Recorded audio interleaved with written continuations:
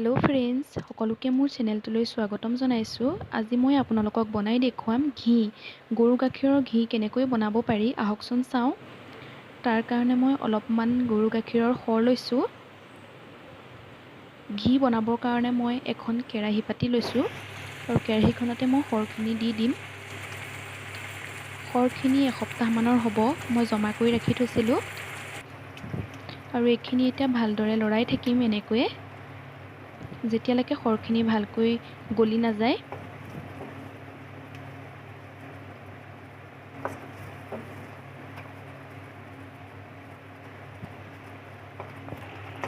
এয়া দেখিছেনে, সৰখিনি ধুনীয়াকৈ গলি গ'ল।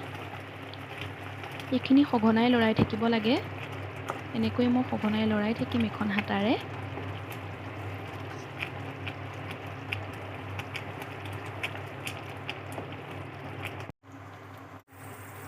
এয়া দেখিছেনে, ঘিখিনি ওলাবলৈ আৰম্ভ কৰিছে আৰু লাহে লাহে। এইখিনি মই এনেকৈয়ে আৰু অকণমান সময় লৰাই থাকিম যাতে ঘিখিনি সম্পূৰ্ণকৈ ওলাই যায়। এয়া ঘিখিনি মোৰ লাহে লাহে ৰেডি হৈছে আৰু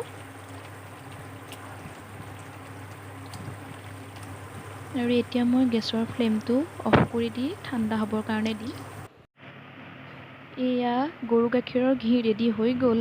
আপোনালোকে যদি ভিডিঅ'টো ভাল পালে তেনেহ'লে লাইক, কমেণ্ট আৰু ছাবস্ক্ৰাইব কৰি দিব আৰু কাষতে থকা বেল আইকনটো দবাবলৈ নাপাহৰিব।